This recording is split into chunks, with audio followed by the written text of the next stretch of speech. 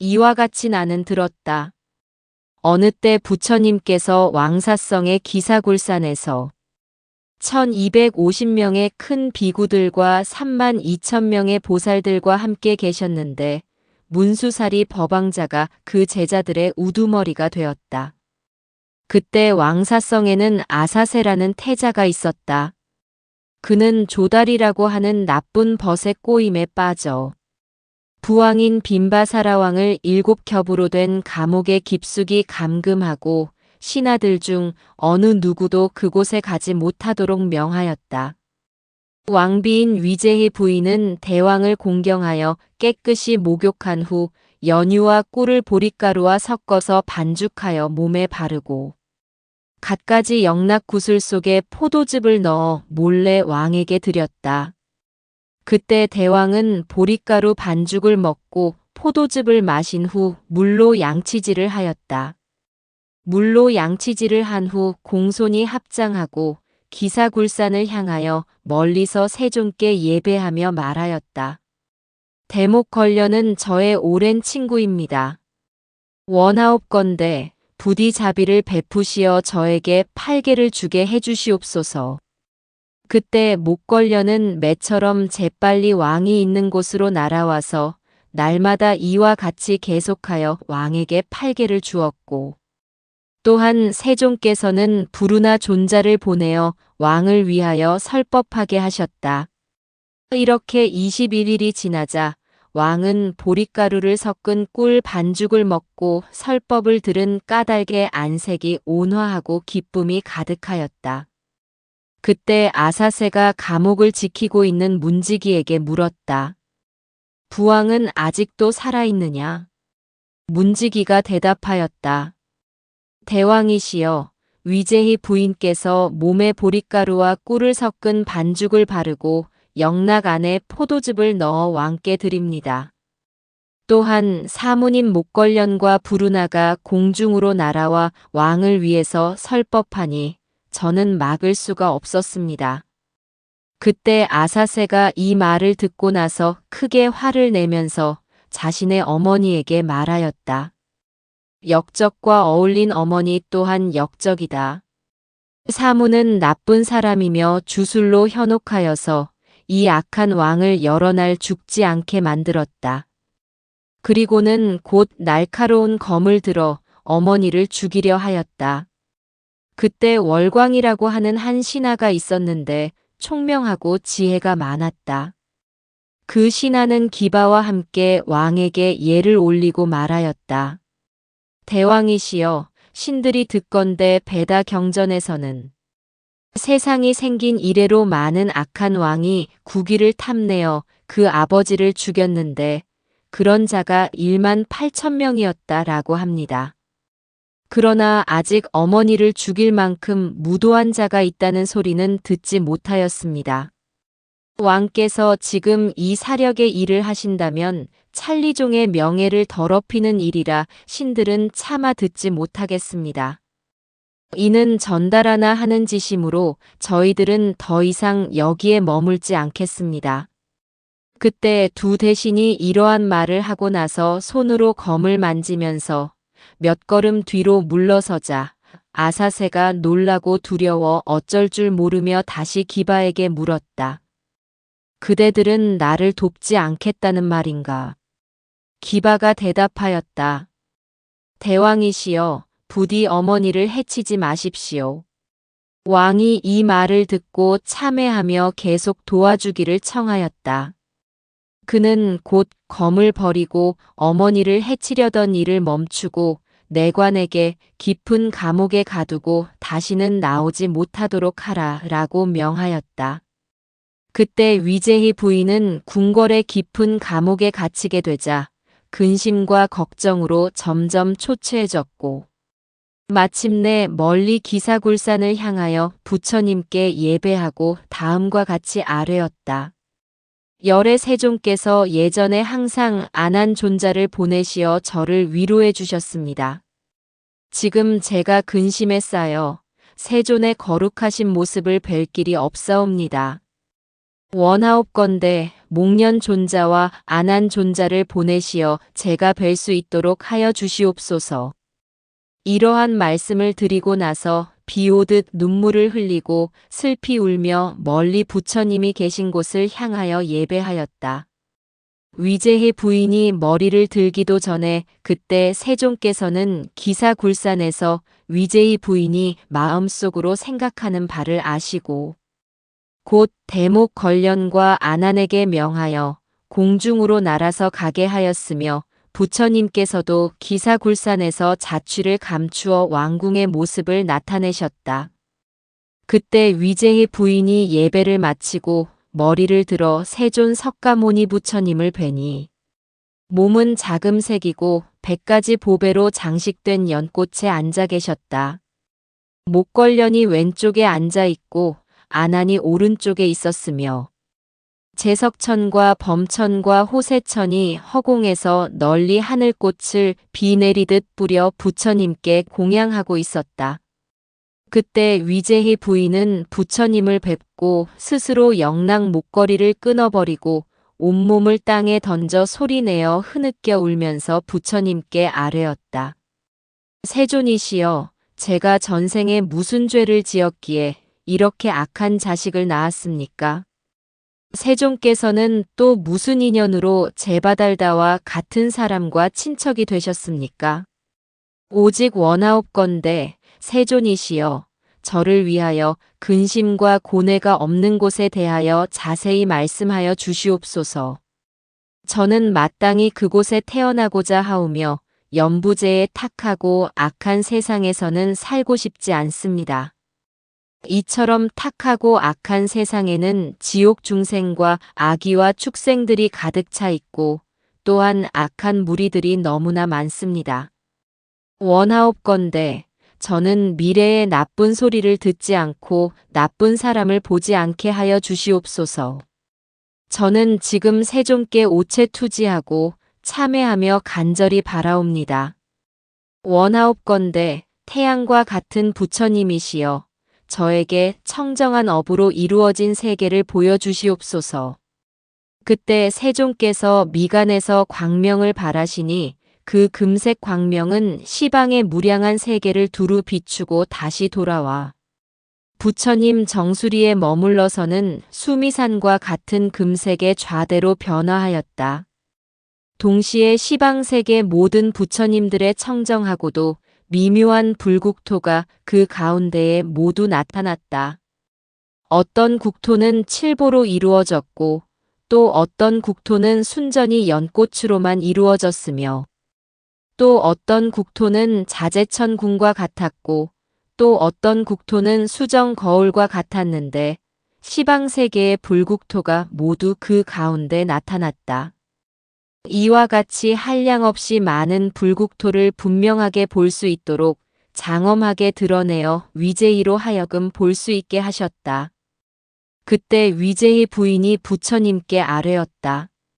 세존이시여, 이 모든 불국토가 비록 청정하고 모두 광명이 가득하지만 저는 지금 아미타불이 계신 극락세계에 태어나고자 하옵니다. 오직 원하옵건대 세존이시여, 저에게 사유하는 법과 올바른 수행법을 가르쳐 주시옵소서. 그때 세종께서 곧 미소를 지으시니 오색의 광명이 부처님의 입에서 나왔고 그 하나하나의 광명이 빈바사라왕의 정수리를 비추었다.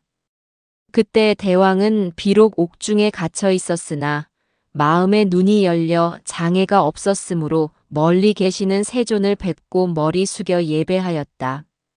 그러자 왕의 마음이 자연스럽게 증진되어 안하함과를 이루었다. 그때 세종께서 위제희에게 말씀하셨다. 그대는 아느냐, 아미타불은 이곳에서 멀지 않은 곳에 계시느니라.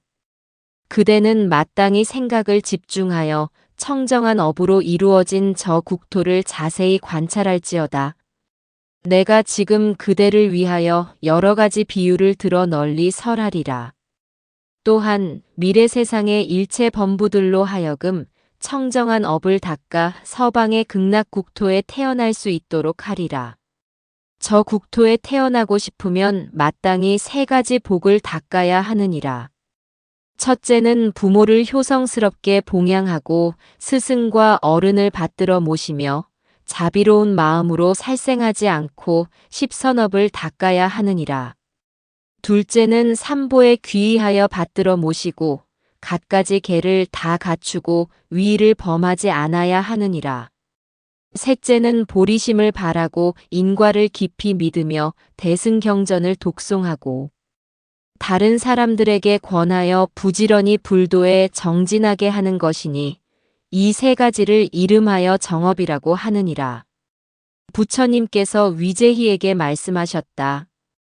그대는 이제 알겠느냐? 이 세 가지 업이 바로 과거, 미래, 현재 3세의 모든 부처님의 정업이요. 정인이니라. 부처님께서 아난과 위제희에게 말씀하셨다. 그대들은 자세히 듣고 깊이 잘 생각하여라.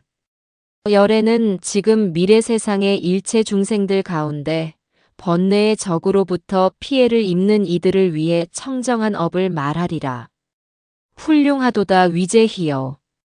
이 일에 대하여 참으로 좋은 질문을 하였도다. 아나나, 그대는 마땅히 잘 듣고 수지하여 많은 중생들을 위하여 부처님의 말씀을 널리 베풀도록 하여라. 열애가 지금 위제희와 미래 세상의 일체 중생들을 위하여 서방의 극락세계를 관하는 법을 가르쳐 주겠노라.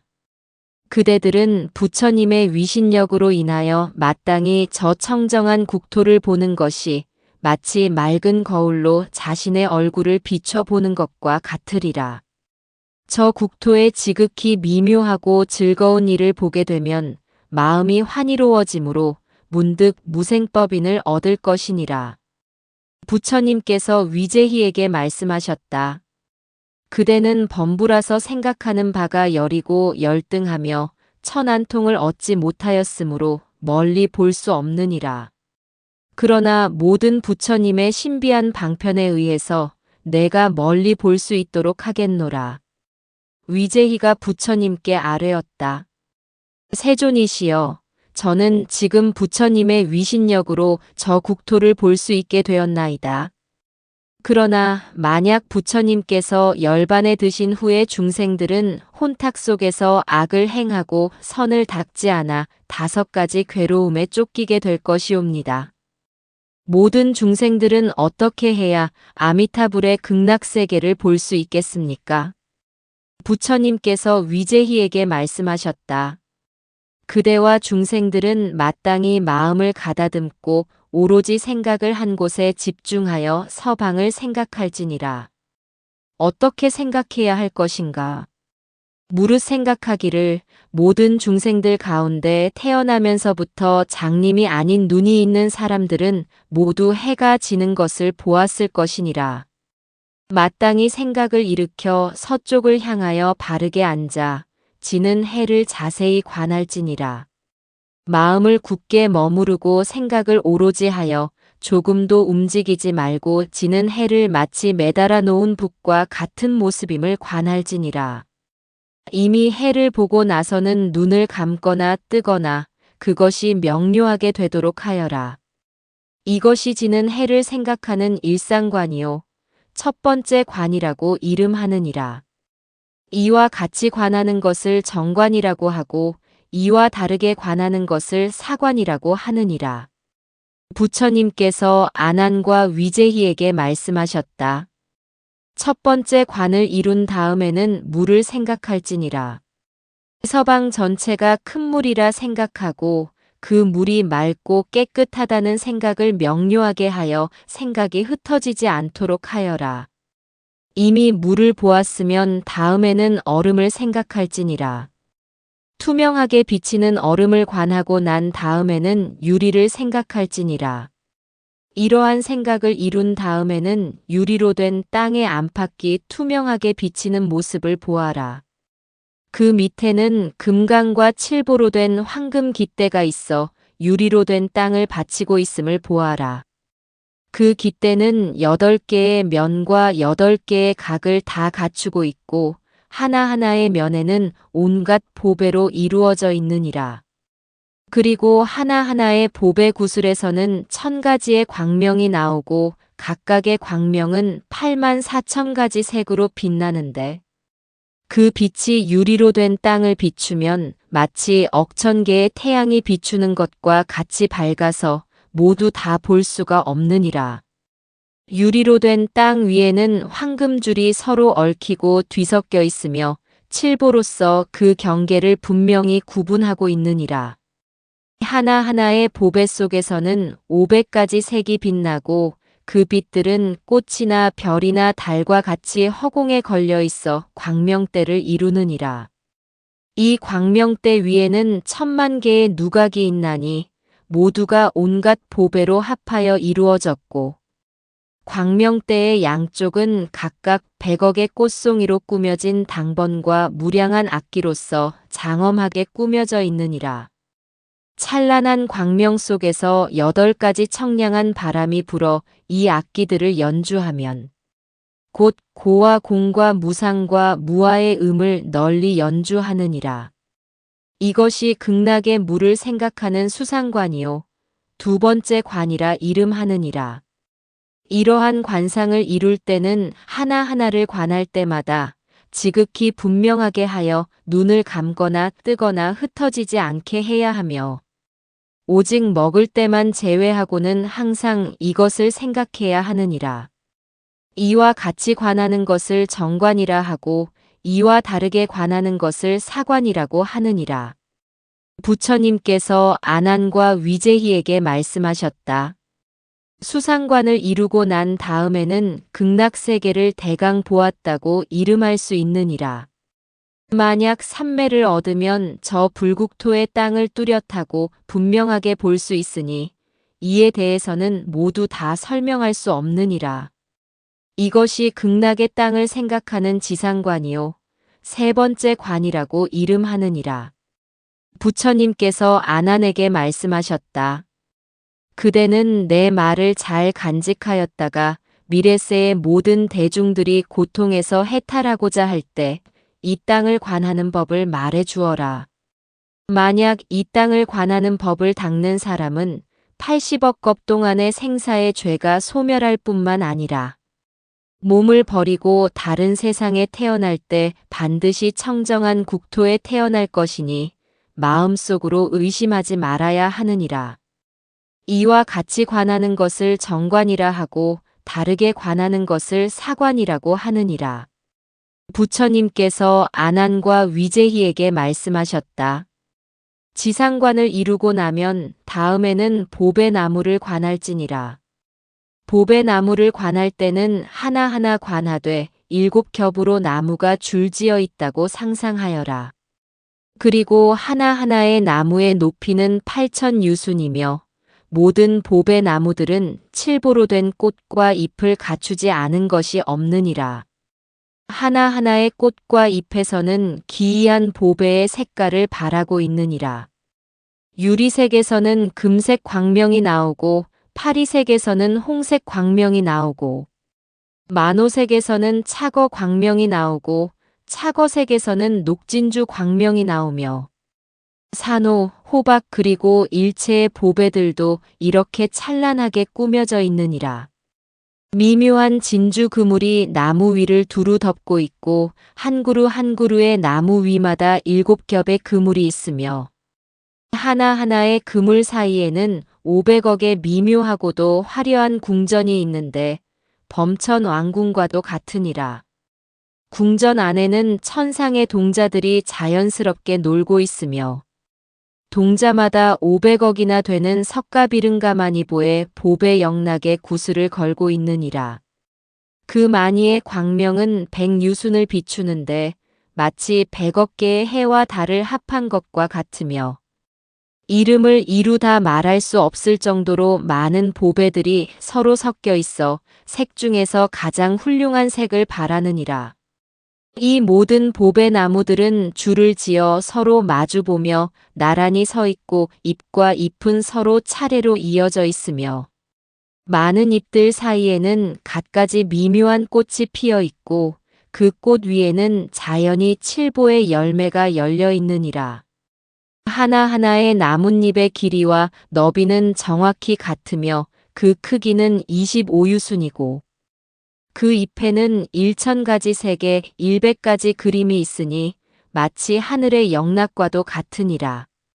갖가지 미묘한 꽃들은 연부당금의 금색을 띠면서 불바퀴처럼 부드럽게 잎들 사이를 돌고 있으며 또한 꽃 위에는 온갖 과일이 솟아나오는데 원하는 것은 무엇이든 나오는 재석의 병과도 같으니라. 나무에서 나오는 대광명은 당번으로 변화하여 한량없는 보배 일산이 되며 이 보배 일산 속에는 삼천대천 세계의 모든 부처님께서 하시는 일들이 비추어 나타나며 시방의 불국토 또한 그 가운데 나타나느니라. 이와 같이 보배나무를 보고 난 뒤 다시 차례로 하나하나 관하여라.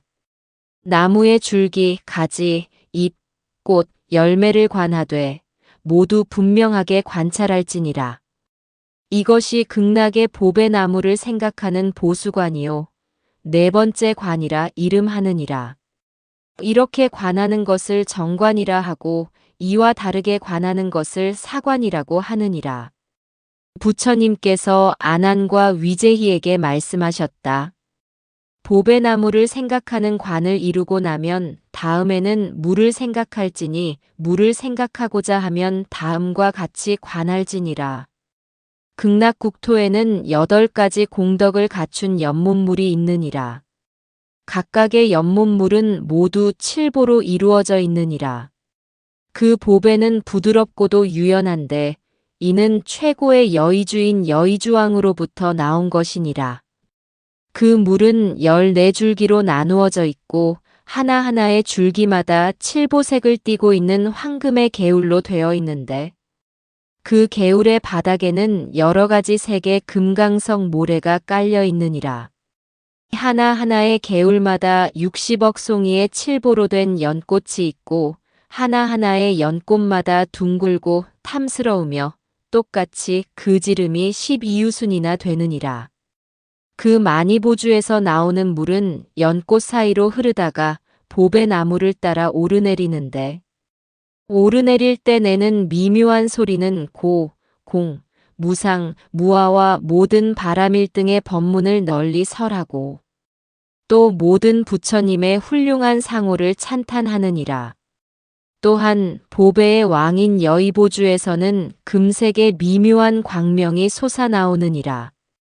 그 빛은 100가지 보배로운 빛깔의 새로 변화하여 화음으로 애절하면서도 우아하게 지적이며 항상 부처님을 생각하고 법을 생각하고 승가를 생각하는 공덕을 찬탄하느니라. 이것이 팔공덕수를 생각하는 지관이요. 5번째 관이라고 이름하느니라. 이렇게 관하는 것을 정관이라 하고 이와 다르게 관하는 것을 사관이라고 하느니라.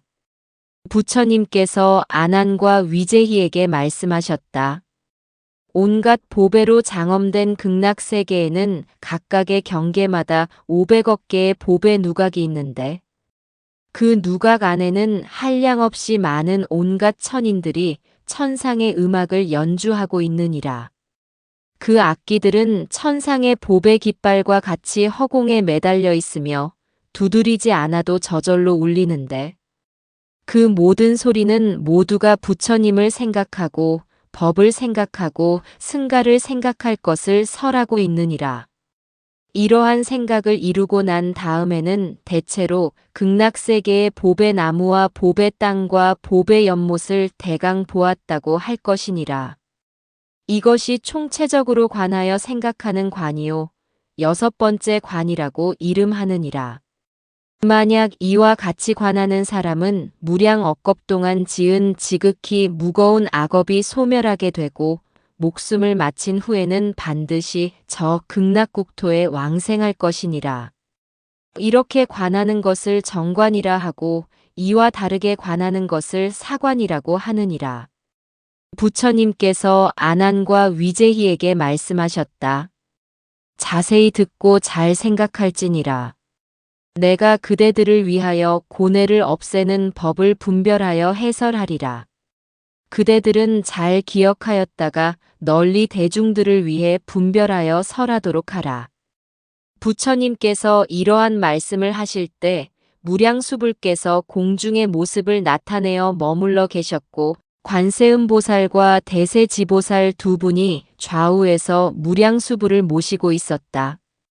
그런데 그 광명이 너무나도 눈부시게 빛나서 바라볼 수 없었으니 백천의 연부당금색으로도 여기에 비교할 수가 없었다. 그때 위제해 부인이 무량수불을 뵙고 나서 발 아래에 공손히 예배드리고 나서 부처님께 아뢰었다. 세존이시여, 저는 지금 부처님의 위신력으로 인하여 무량수불과 두 보살님을 친견할 수 있었습니다. 그런데 미래의 중생들은 어떻게 해야 무량수불과 두 보살님을 배울 수 있겠습니까? 부처님께서 위제희에게 말씀하셨다. 저 부처님을 뵙고자 하는 사람들은 마땅히 다음과 같은 생각을 일으켜야 하느니라. 먼저 칠보로 된 땅 위에 연꽃이 있다는 생각을 할지니라. 그 연꽃의 하나하나의 꽃잎마다 100가지 보배 색을 내고 84,000개의 인맥이 있는데 마치 천상의 그림과도 같으며 하나하나의 인맥마다 84,000의 광명이 있음을 또렷하고 분명하게 그 모두를 볼 수 있도록 할지니라. 꽃잎이 작은 것이라도 길이와 너비가 250유순이며 이러한 연꽃에는 84,000개의 큰 잎이 있느니라. 하나하나 꽃잎과 꽃잎 사이에는 100억의 마니보주가 찬란하게 장식되어 있느니라.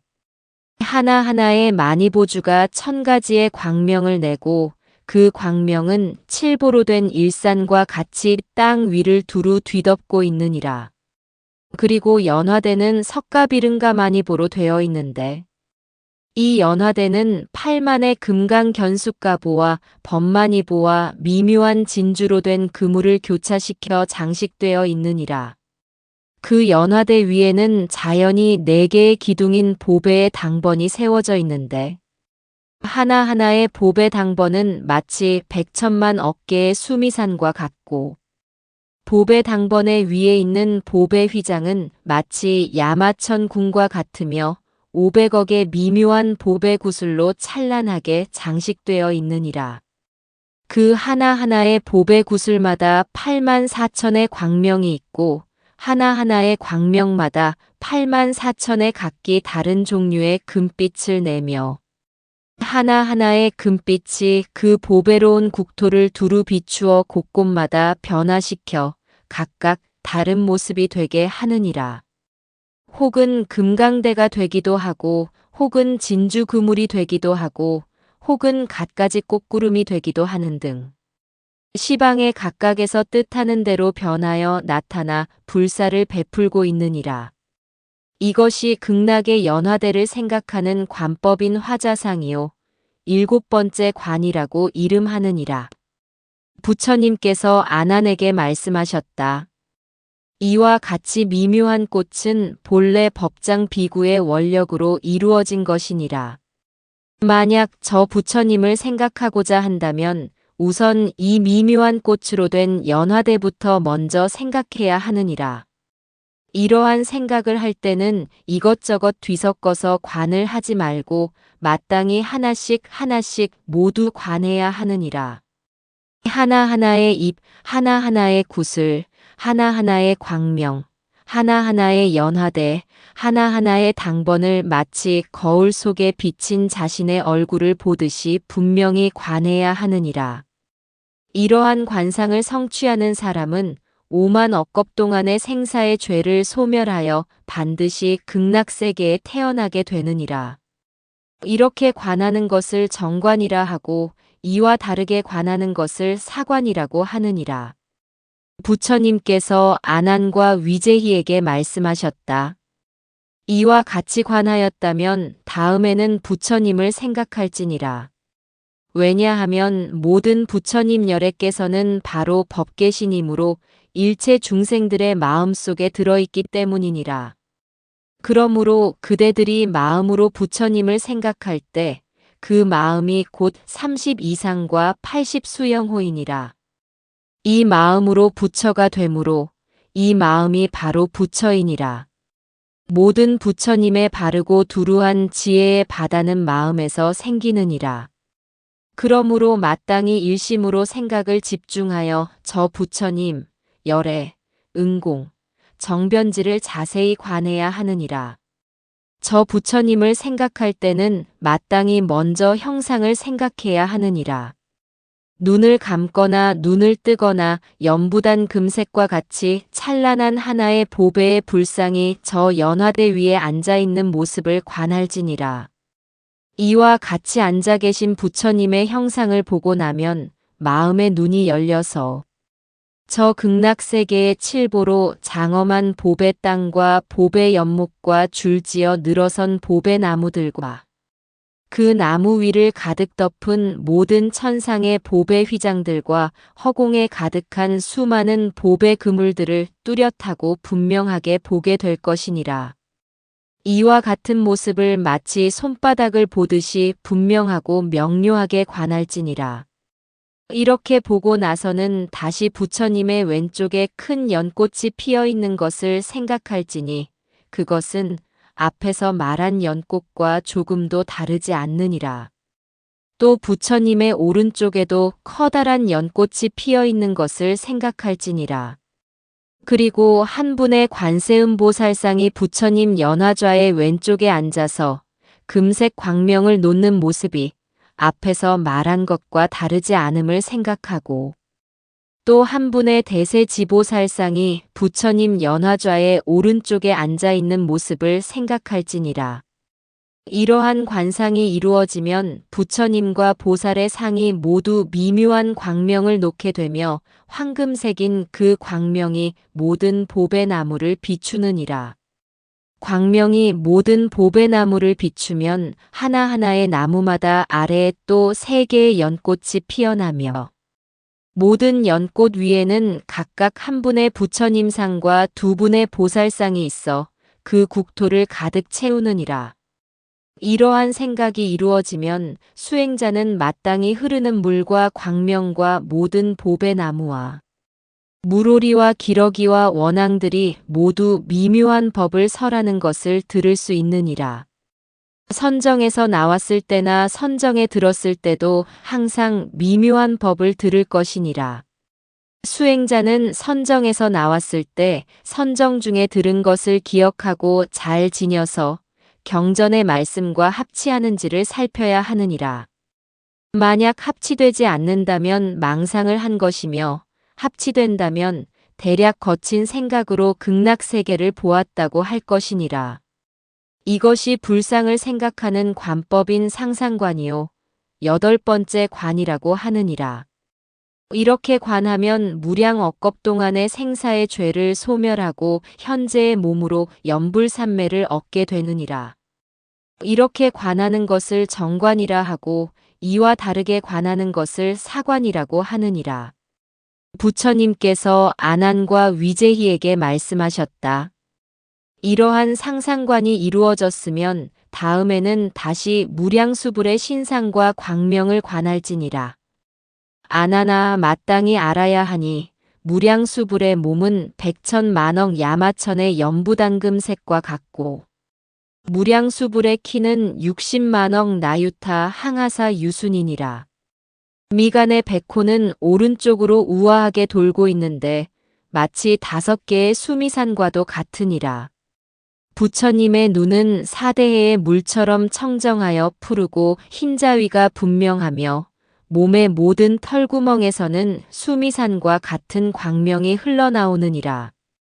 저 부처님의 둥근 광명은 마치 100억의 삼천대천세계와 같고 그 둥근 광명 속에는 100만억 나유타 항아사만큼의 화신불이 계시며 그 하나하나의 화신불에는 또한 무수히 많은 화신 보살들이 시자로 계시느니라.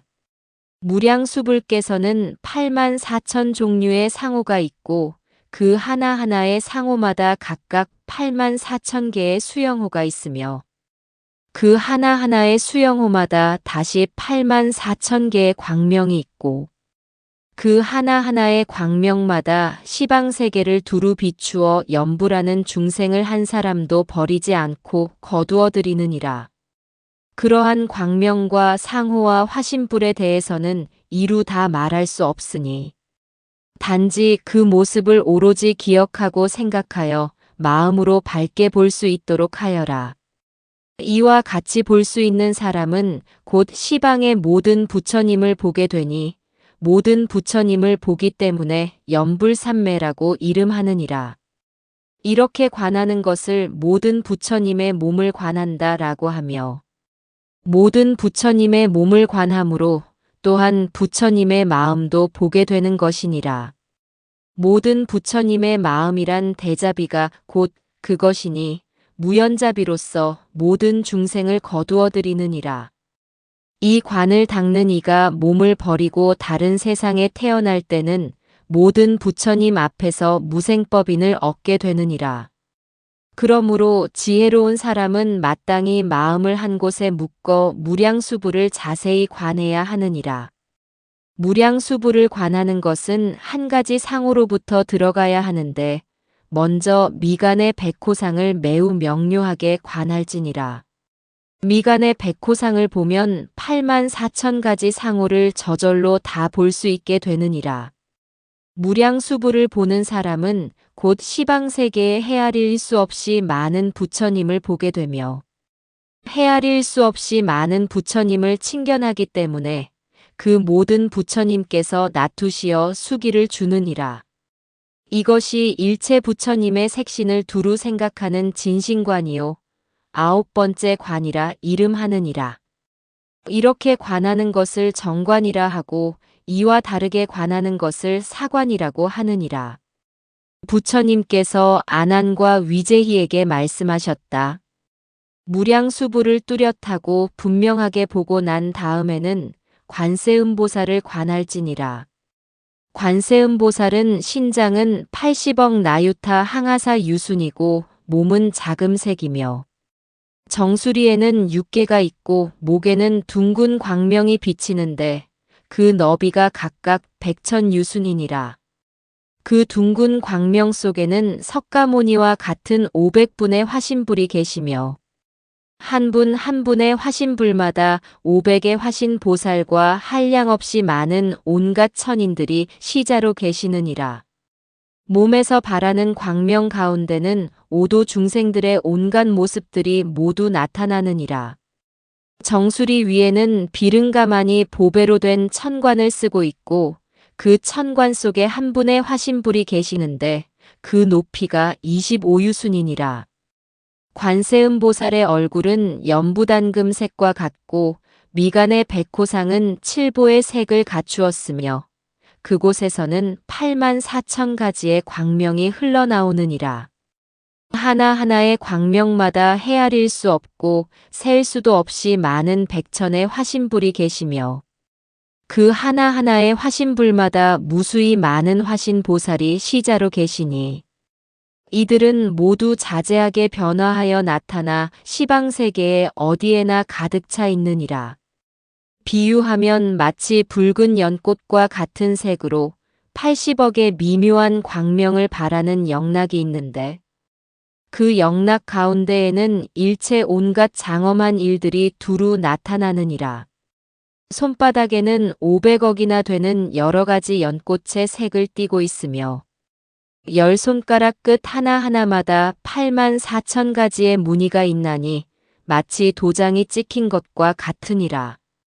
또한 각각의 무늬마다 8만 4천 가지의 색깔이 있고 하나하나의 색에는 8만 4천 가지의 광명이 있으며 그 광명은 부드럽게 모든 것을 두루 비추며 그 보배의 손으로 중생들을 맞이하느니라. 관세음보살이 발을 들 때는 발바닥에 있는 1000폭의 바퀴살 무늬가 자연히 500억 개의 광명대로 변화하며 발을 디딜 때는 금강만이 꽃으로 변하여 모든 곳에 두루 뿌려져 가득 차지 않는 곳이 없느니라. 그 밖에 다른 상호들도 훌륭한 모습을 다 갖추어 부처님과 다름이 없으나 오직 정수리 위에 육계와 무견정상만은 세존께 미치지 못하느니라. 이것이 관세음보살의 진실한 색신을 생각하는 관이요 10번째 관이라고 이름하느니라. 부처님께서 아난에게 말씀하셨다. 만약 관세음보살을 관하고자 하면 마땅히 이렇게 관할지니라. 이렇게 관세음보살을 관하면 모든 화를 만나지 않게 되고 업장이 깨끗이 없어지며 무수한 겁동안 지은 생사의 죄가 없어지느니라. 이처럼 관세음보살의 이름만 들어도 한량없이 많은 복을 받거늘 하물며 자세히 생각하고 관하는 것이겠느냐. 만약 어떤 사람이 관세음보살을 관하고자 하면 먼저 정수리 위에 육계를 관하고 다음에는 천관을 관하고 그리고 그 밖에 나머지 여러 상호들도 역시 차례로 관하되 마치 손바닥을 보듯 명료하게 관할지니라. 이렇게 관하는 것을 정관이라 하고 이와 다르게 관하는 것을 사관이라고 하느니라. 부처님께서 아난과 위제희에게 말씀하셨다. 다음에는 대세지보살을 관할지니라. 대세지보살의 몸의 크기 또한 관세음보살과 같으니라. 둥근 광명의 지름은 각기 225유순이며 250유순을 비추느니라. 몸에서 발하는 광명은 자금색으로 시방국토를 비추니 인연이 있는 중생들은 모두 볼 수 있느니라. 이 보살의 털구멍 하나에서 나오는 광명만 보아도 곧 시방색의 무량한 부처님의 청정하고 미묘한 광명을 보는 것이 되므로 이 보살을 이름하여 무변광이라고 하고 지혜의 광명으로 일체를 두루 비추어 사막도를 멀리 여의고 위 없는 힘을 얻게 하기 때문에 대세지보살이라고 이름하느니라. 이 보살의 천관에는 500개의 보배 연꽃이 있고 하나하나의 보배 연꽃마다 각각 500개씩의 꽃받침대가 있으며 하나하나의 받침대에는 시방색의 모든 부처님의 청정하고 미묘한 불국토의 광대한 모습이 나타나느니라.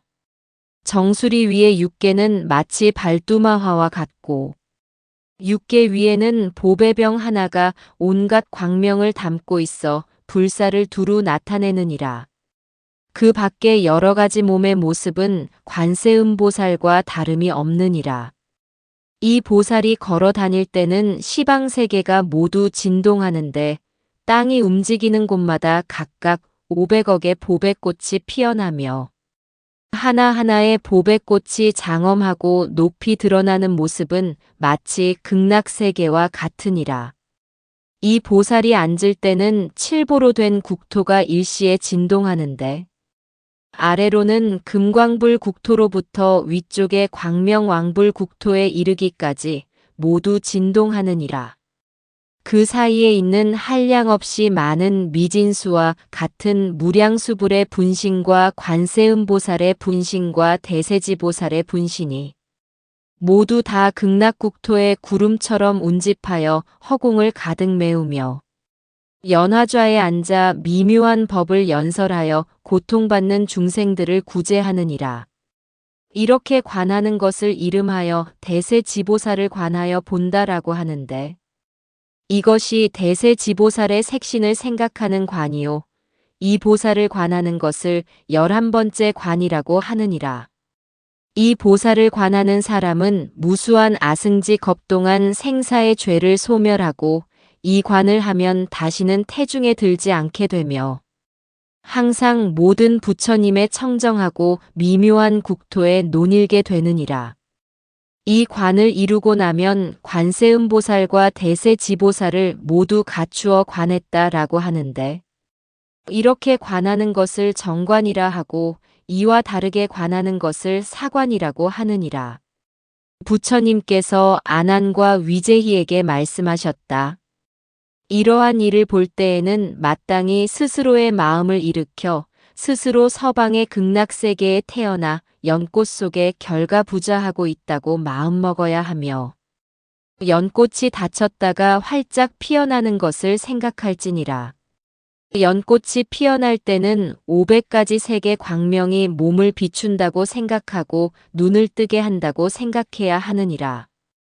그리하면 부처님과 보살들이 허공에 가득한 것을 보며 물과 새와 숲과 그 밖의 모든 부처님에게서 흘러나오는 음성은 모두 널리 설하는 미묘한 설법으로 12부경과 꼭 같음을 알게 되니 선정에서 나왔을 때에도 잘 기억하여 잊지 않도록 해야 하느니라. 이와 같이 보고 나면 이름하여 무량수불의 극락세계를 보았다라고 하는데 이것이 두루 관하여 생각하는 관이요 12번째 관이라고 하느니라. 셀 수도 없이 많은 무량수불의 화신이 항상 관세음보살과 대세지보살과 함께 이것을 행하는 사람이 있는 곳으로 오느니라. 이렇게 관하는 것을 정관이라 하고 이와 다르게 관하는 것을 사관이라고 하느니라. 부처님께서 아난과 위제희에게 말씀하셨다. 만약 지극한 마음으로 서방정토에 왕생하고자 하는 사람은 먼저 일장 6척의 불상이 연못 위에 있는 모습을 관할지니라. 앞에서 말한 것처럼 무량수불의 몸은 한량 없고 끝이 없으므로 범부들의 심력으로 미칠 바가 아니니라. 그러나 저 열애께서 과거에 세운 원력으로 인하여 지극한 마음으로 기억하고 생각하는 사람이 있으면 반드시 성취하느니라. 단지 일장 6척의 불상을 생각만 하여도 무량한 복을 얻게 되거늘 하물며 부처님의 원만 구족한 신상을 관하는 것이겠느냐. 아미타불께서는 신통력이 자제하여 시방의 국토에 자제하게 변화하여 나타나는데 허공을 가득 채우는 커다란 몸으로 나타나시기도 하고 혹은 일장 6척이나 8척이 되는 작은 몸으로 나타나시기도 하느니라. 나투시는 형상은 모두 진금색이며 둥근 광명 속의 화신불과 보배 연꽃도 앞에서 말한 것과 같으니라. 관세음보살과 대세지보살도 어느 곳에 계시든 같은 모습이므로 중생들은 단지 두 보살의 머리 모습만 보고도 그가 관세음보살인지 대세지보살인지 알 수 있느니라. 이 두 보살은 아미타 부처님을 도와서 일체 중생들을 널리 교화하느니라. 이것이 여러 가지 변한 모습을 관찰하는 잡상관이요 13번째 관이라고 이름하느니라. 이렇게 관하는 것을 정관이라 하고 이와 다르게 관하는 것을 사관이라고 하느니라. 부처님께서 아난과 위제희에게 말씀하셨다. 서방정토에 태어나는 사람들은 구품으로 태어나느니라. 상품상생이라는 것은 만약 어떤 중생이 저 나라에 태어나기를 원하여 3가지 마음을 내면 곧 왕생하게 되느니라. 무엇이 3가지인가? 첫째는 지극히 정성스러운 마음이고 둘째는 깊은 마음이며 셋째는 회양하여 발언하는 마음이니라. 이 3가지 마음을 갖추면 반드시 저 국토에 태어나느니라. 또 3종류의 중생이 왕생하게 되느니라. 무엇이 3종류인가? 첫째는 자비심으로 살생하지 않고 모든 계행을 갖춘 사람이고 둘째는 대승방등경전을 독송하는 사람이며 셋째는 육념을 수행하고 회양하여 저 불국토에 태어나기를 발언하는 사람이니라. 이러한 공덕을 갖추면 하루에서 일의 사이에 곧 왕생할 수 있느니라.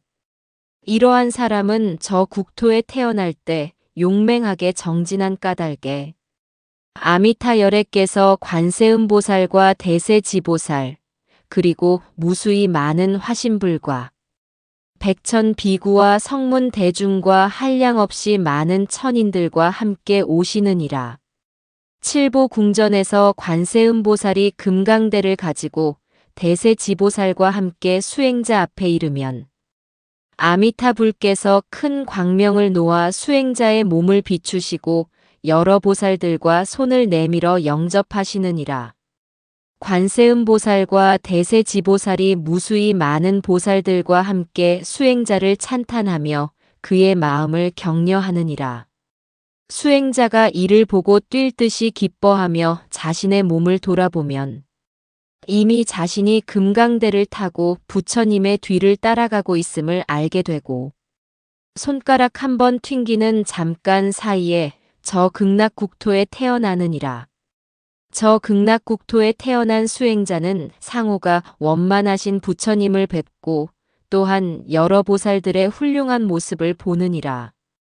그리하여 광명이 찬란한 보배 나무숲에서 미묘한 법문을 널리 설하는 것을 들으면 곧바로 무생법인을 깨닫게 되느니라.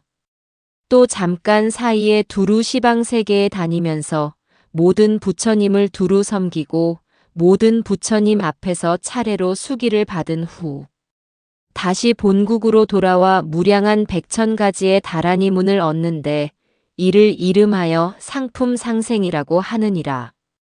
상품 중생은 반드시 방등경전을 수지하고 독송하지 않더라도 대승의 뜻을 잘 이해하고 제일 심오한 진리에 대하여 마음으로 놀라거나 동요하지 않으며 인과를 깊이 믿고 대승을 비방하지 않으며 이러한 공덕을 회양하여 극락세계에 태어나기를 구하는 사람이니라. 이와 같이 수행하는 사람이 목숨이 끝나려고 하면 아미타불께서 관세음보살과 대세지보살 등 한량없이 많은 대중들과 권속들에 둘러싸여 자금색 연화대를 가지고 수행자 앞에 이르러 찬탄하시기를 법의 아들이여 그대가 대승을 행하고 그 근본 진리를 깨달았으므로 내가 지금 영접하러 왔노라 라고 하면서 1000분의 화신불이 동시에 손을 내미느니라. 수행자가 스스로 돌아보면 자금색 연화대에 앉아 합장하고 차수하여 모든 부처님을 찬탄하며 한 생각 사이에 곧 저 극락세계의 칠보 연못 가운데 태어나느니라.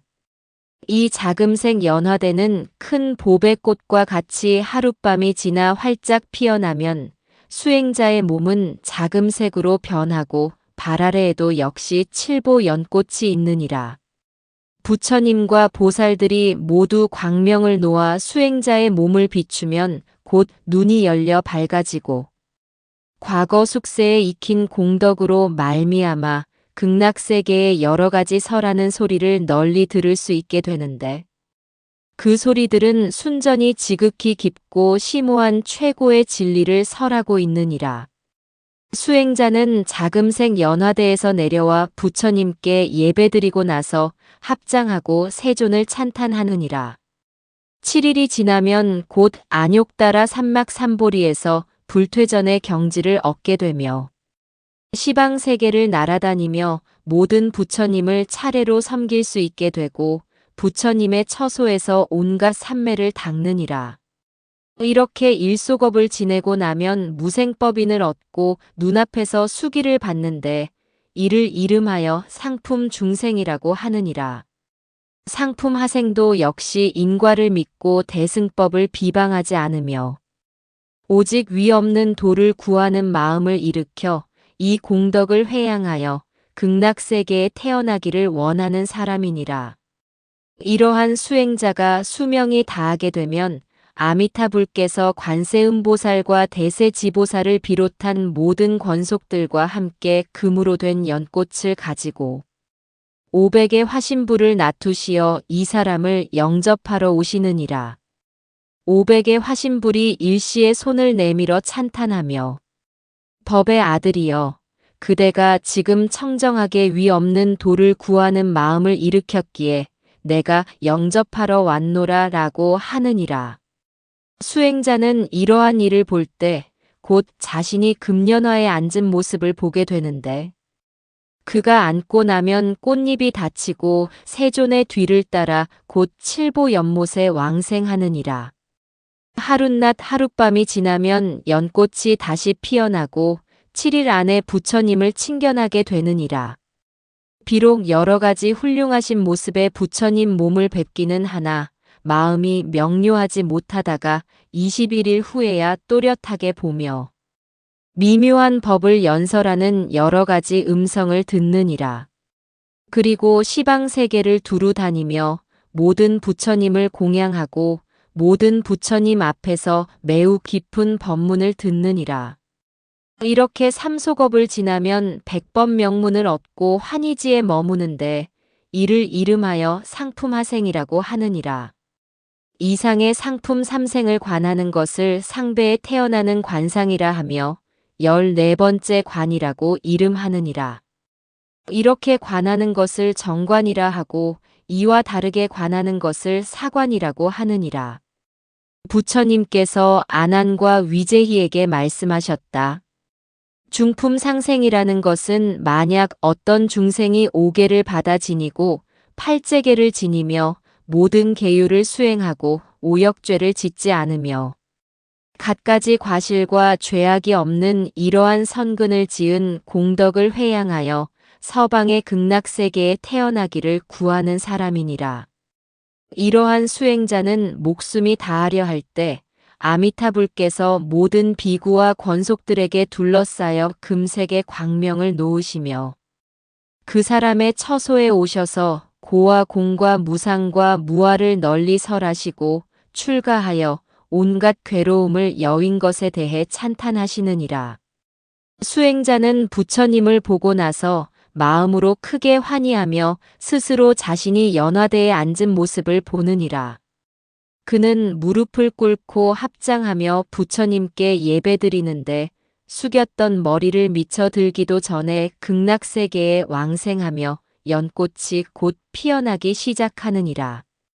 연꽃이 활짝 피면 사제를 찬탄하는 여러 음성들을 듣고 그 즉시 아라한과를 얻어 삼명과 육신통과 파레타를 갖추게 되는데 이를 이름하여 중품 상생이라고 하느니라. 중품 중생이라는 것은 만약 어떤 중생이 하룻낮 하룻밤 동안 8제계를 지니거나 하룻낮 하룻밤 동안 3위계를 지니거나 하룻낮 하룻밤 동안 9족계를 지켜 그 위가 부족함이 없을 때 그러한 공덕을 회양하여 극락세계에 태어나기를 원하는 사람이니라. 개의 향기가 몸에 배어있는 수행자는 목숨이 다하려 할 때 아미타불께서 모든 권속들과 함께 금색의 광명을 놓으시며 칠보로 된 연화대를 가지고 수행자 앞에 이르시는 모습을 보게 되느니라. 그 수행자는 허공에서 자신을 찬탄하는 소리를 듣는데 선남자여, 그대와 같은 착한 사람이 3세 모든 부처님의 가르침을 잘 따랐으므로 내가 영접하러 왔노라 라는 말을 듣게 되느니라. 그리고 수행자는 스스로 자신이 연꽃 위에 앉아있는 모습을 보게 되며 연꽃이 곧 닫히면서 서방의 극락세계의 보배 연못 가운데 태어나는데 7일이 지나면 마침내 연꽃이 피어나기 시작하느니라. 연꽃이 피고 나면 눈을 뜨고 합장하여 세존을 찬탄하고 법을 듣고 환희하며 수다원과를 얻으며 반겁이 지나고 나면 아라한과를 이루는데 이를 이름하여 중품 중생이라고 하느니라. 중품 하생이라는 것은 어떤 선남자나 선여인이 부모를 효성으로 봉양하고 세상에서 인의를 행하다가 목숨이 끝나려 할 때 선지식을 만나 그가 아미타 불국토의 즐거운 일을 자세히 말해주고 또한 법장 비구의 48대원을 말해주어 이러한 것을 듣고 난 뒤에 목숨이 끊어진다면 마치 힘센 장사가 팔을 굽혔다가 펴는 짧은 시간에 곧 서방의 극락세계에 태어나게 되느니라. 태어난 뒤 7일이 지나면 관세음보살과 대세지보살을 만나 법을 듣고 환희하며 수다원과를 얻고 일소겁을 지나면 아라한과를 이루는데 이를 이름하여 중품하생이라고 하느니라. 이상의 중품 삼생을 관하는 것을 중배에 태어나는 관상이라 하며 15번째 관이라고 이름하느니라. 이렇게 관하는 것을 정관이라 하고 이와 다르게 관하는 것을 사관이라고 하느니라. 부처님께서 아난과 위제희에게 말씀하셨다.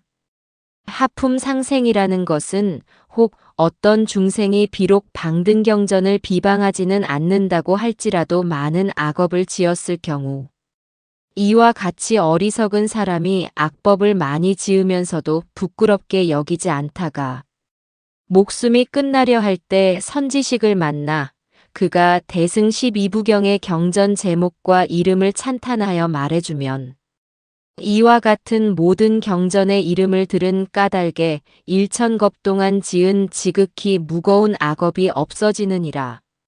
지혜로운 자가 다시 합장차수하고 나무아미타불을 부를지니라 라고 가르치면 부처님 명호를 부른 까닭에 50억 겁 동안의 생사의 죄가 없어지느니라. 그때 아미타불께서는 곧 화신불과 화신관세음보살과 화신대세 지보살을 보내시나니 행자 앞에 이르러 찬탄하기를 훌륭하다 선남자여. 그대가 부처님의 명호를 부른 까닭에 모든 죄가 소멸되어 내가 너를 영접하러 왔노라 라고 하느니라.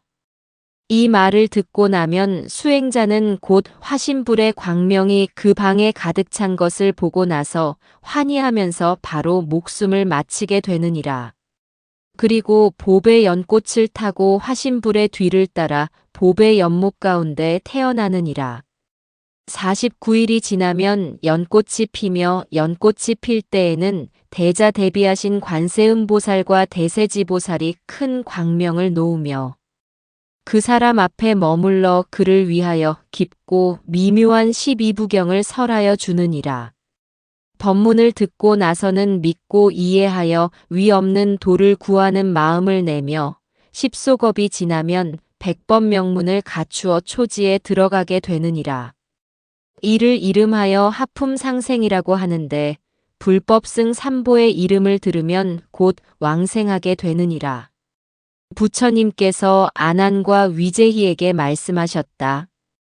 하품 중생이라는 것은 혹 어떤 중생이 5개나 8개나 구족계를 헐뜯거나 범하는 중생이니라.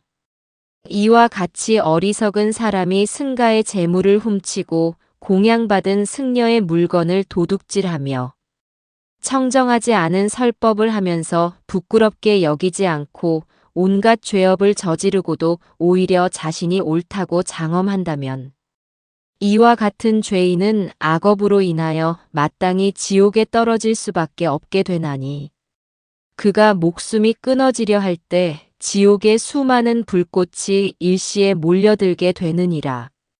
그러나 선지식을 만나 그 선지식이 대자비로서 이 사람을 위하여 아미타불의 심력과 위덕을 찬탄하여 말하고 저 부처님의 광명과 신통력을 널리 찬탄하며 또 개, 정, 해, 해탈지견을 찬탄하면 그 사람은 이 법문을 듣고 나서 80억 겁 동안의 생사의 죄를 소멸하느니라.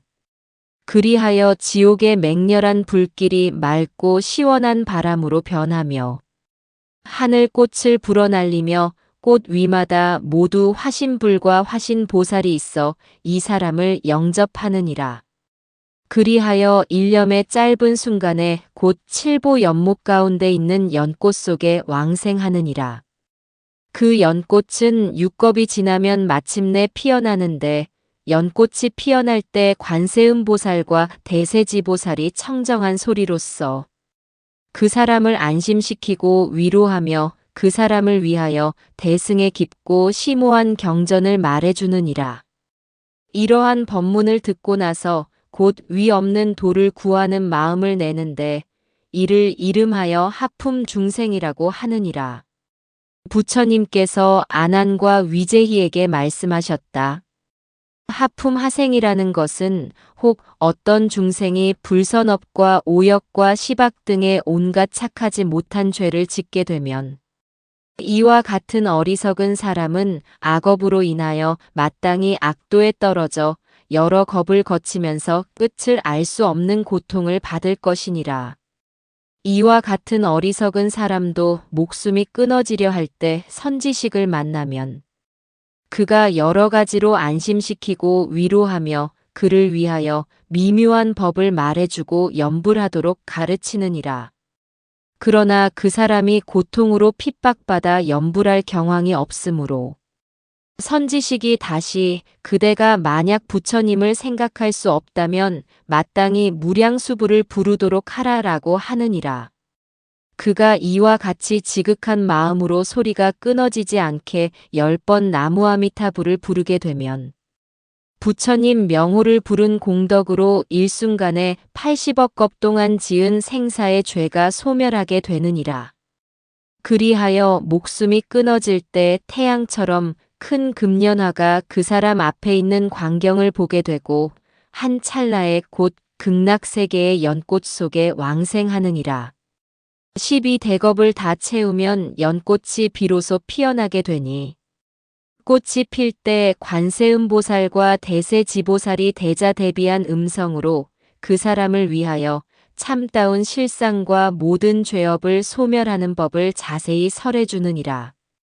그러한 법문을 듣고 나서 환희하며 곧 보리심을 내는데 이를 이름하여 하품하생이라고 하느니라. 이상의 하품 삼생을 관하는 것을 하배에 태어나는 관상이라고 하며 16번째 관이라고 이름하느니라.